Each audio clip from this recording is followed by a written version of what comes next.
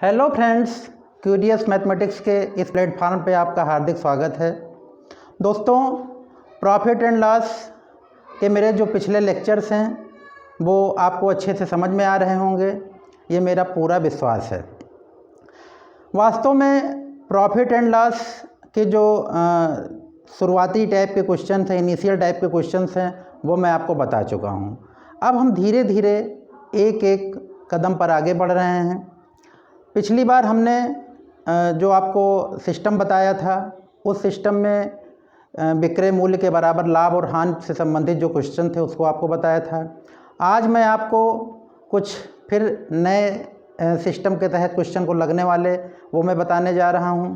और उस क्वेश्चन का जो स्ट्रक्चर है कि एक विक्रय मूल्य पर बेचने पर परसेंट लाभ या हानि और दूसरे विक्रय मूल्य पर परसेंट लाभ या हानि की गणना करने को आ सकता है, या परसेंट लाभ और हानि है तो विक्रय मूल्य की गणना करने के लिए क्वेश्चन पूछ सकता है।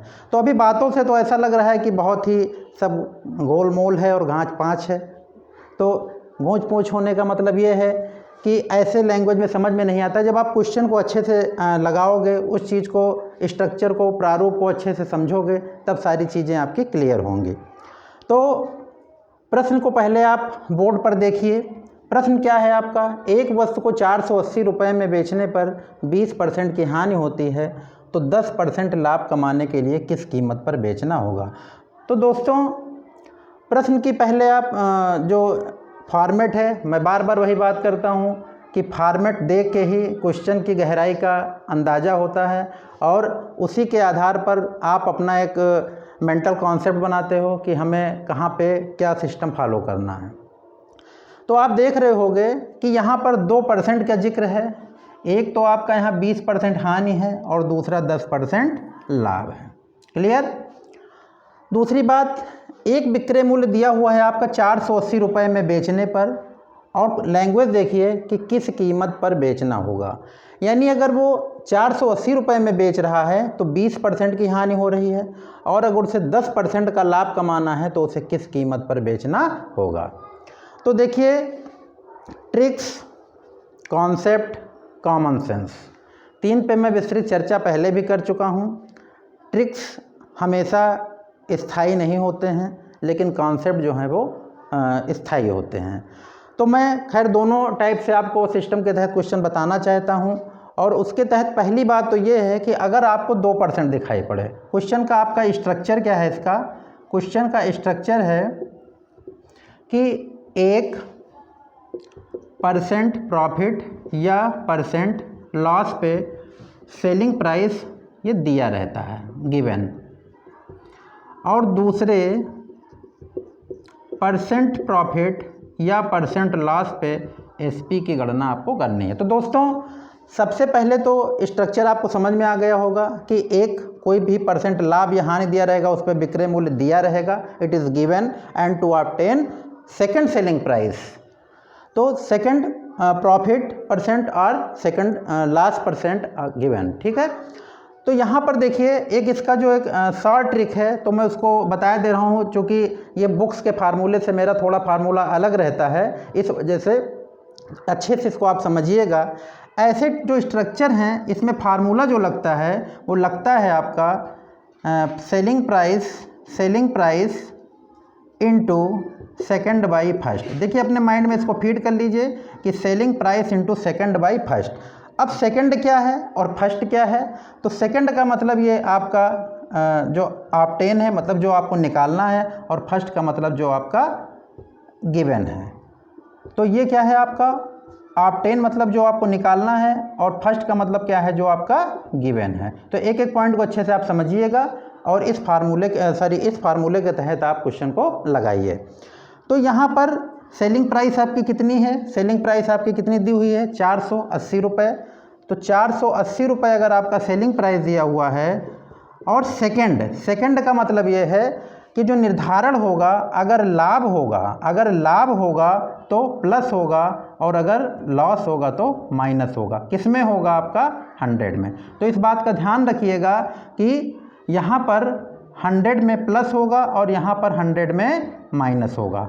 क्लियर है? तो यहाँ पर ध्यान रखिएगा कि प्रॉफिट परसेंट में 100 में जुड़ेगा और लॉस परसेंट में 100 में घटेगा। तो आप इसको एक लाइन में भी लगा सकते हो, बिना पेन उठाए भी क्वेश्चन को आप आसानी से लगा सकते हो कि यहाँ पर 480 हो गया। सेकंड वाला क्या है जो आपको निकालना है, आप 10 वाला 10% लाभ है तो 10 100 में जुड़ जाएगा, 110 हो गया। और आपका यहाँ पर हानि हो रहा है, लॉस हो रहा है, तो ये 100 में घट जाएगा, इसका मतलब ये 80 हो गया। 0 0 कैंसिल हो गया और 8 से 6 कैंसिल हो गया, इसका मतलब कितना हो गया 660 रुपीज़। तो इसको आप एक अपने फार्मूले के रूप में सेलिंग प्राइस जो दिया रहता है और into second by first, second मतलब जो आपको निकालना है, फर्स्ट मतलब जो आपका दिया रहेगा, उसके आधार पर आप इस फार्मूले को लगा के क्वेश्चन को आसानी से सॉल्व कर सकते हो।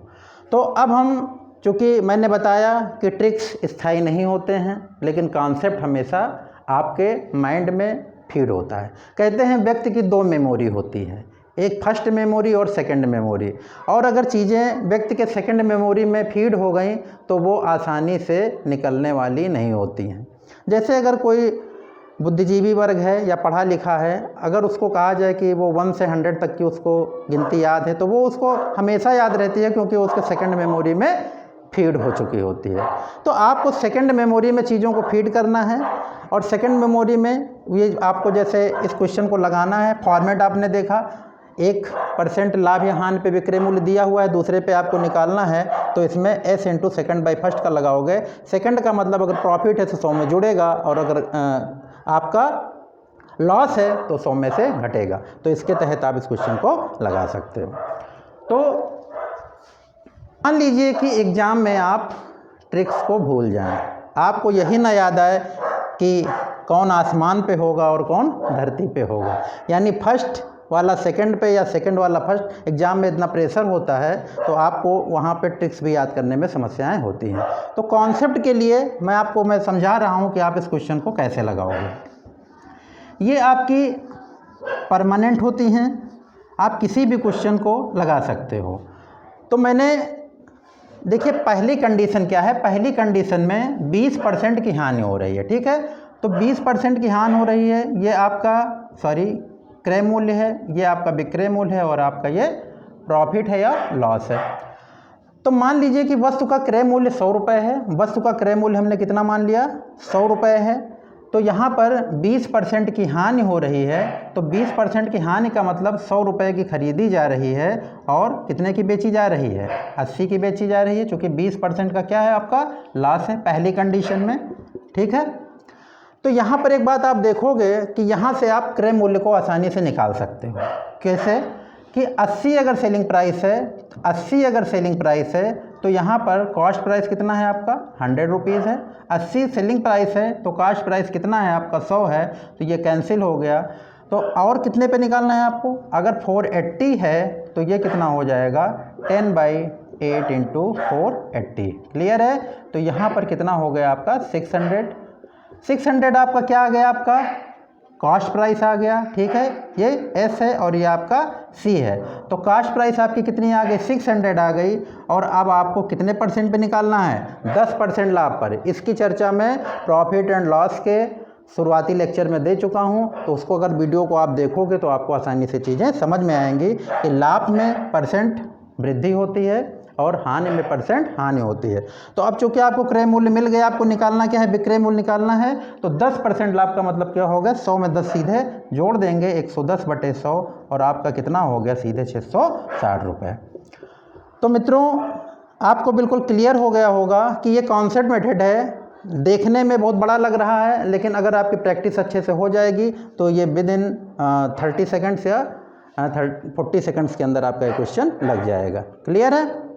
बहुत सारे मेथड्स होते हैं एक क्वेश्चन को लगाने के लिए, लेकिन आप किसको कहाँ अप्लाई करोगे, क्योंकि एक कॉन्सेप्ट बना के आप जब सारे क्वेश्चन को सॉल्व करोगे तो वो आसानी से सॉल्व किया जा सकता है। तो इसलिए मेरा सभी लोगों से ये अनुरोध है कि आप कॉन्सेप्ट, क्योंकि मैं बार बार वही बात करता हूँ कि अगर एक मेथड से या एक चीज़ों को मान के कई क्वेश्चन लग जाएँ तो आपका ये आसानी से लग सकता है। तो अब हम चलते हैं नेक्स्ट क्वेश्चन की ओर, जो आपके बोर्ड पर दिख रहा है। क्वेश्चन की प्रकृति थोड़ी सी अलग है। यहाँ पर प्रश्न दिया हुआ है कि एक वस्तु को किसी मूल्य पर बेचने से एक व्यक्ति को 20% का लाभ होता है, यदि वो उसे दुगने मूल्य पर बेचे तो परसेंट लाभ क्या होगा। क्वेश्चन को थोड़ा सा, एक वस्तु को किसी मूल्य पर बेचने से एक व्यक्ति को 20% का लाभ होता है। तो देखिए क्वेश्चन में मैंने बताया कि जब भी क्वेश्चन आपको दिखे तो लैंग्वेज पे एक एक कमांड होना चाहिए, आपको एक एक चीज़ें बिल्कुल समझ में आनी चाहिए। तो किसी मूल्य पर बेचने से एक व्यक्ति को 20% का क्या हो रहा है, लाभ हो रहा है। तो मैथ मानने के लिए स्वतंत्र है, मैं पहले भी बता चुका हूँ। हम मान लेते हैं कि सी कितना है आपका 100 रुपये है और 20% का लाभ हो रहा है। 20% का लाभ हो रहा है तो इसका मतलब सेलिंग प्राइस कितनी हो जाएगी, 100 में डायरेक्ट जुड़ता घटता है, तो इसका मतलब आपका कितना हो गया, सेलिंग प्राइस 120 हो गया।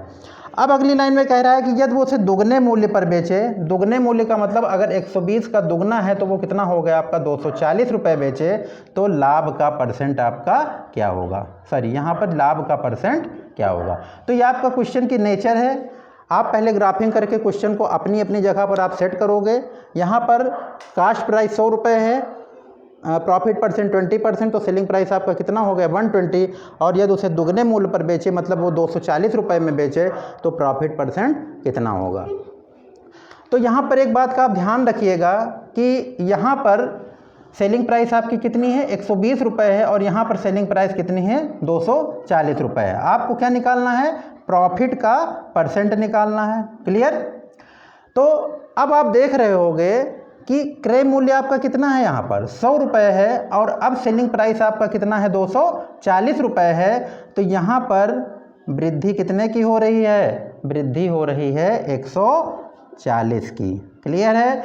तो 100 में 140 की वृद्धि हो रही है, इसका मतलब 100 में अगर परसेंट वृद्धि की बात करें तो वो भी कितना हो जाएगा 140%। तो देखिए कितना आसान आपको लग रहा होगा कि 100 से आप जब रिलेट करोगे तो कितनी आसानी से परसेंट की गणना की जा सकती है।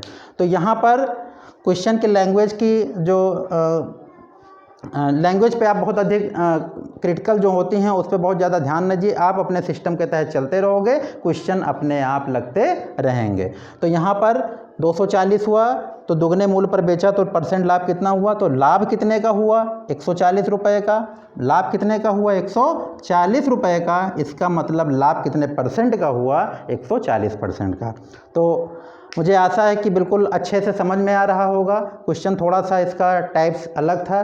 देखिए मैं जिस प्लेटफॉर्म पे काम कर रहा हूँ, मेरा ये पूरा प्रयास है कि आप जितने भी लेक्चर दिए जाएं उसमें वैरायटी हो और क्वालिटी हो, क्योंकि अगर आप सिस्टम बाय सिस्टम चलते रहेंगे, चूँकि सीरियल वाइज लेक्चर चल रहे हैं, एक एक टाइप के क्वेश्चन को मैं आपको टच कराऊंगा जिससे आपके एग्ज़ाम में कभी कोई प्रॉब्लम ना हो। तो आप वीडियो को लगातार लाइक करते रहिए और सब्सक्राइब करते रहिए और शेयर करते रहिए ताकि और लोग भी लाभान्वित हो सकें। Thank you.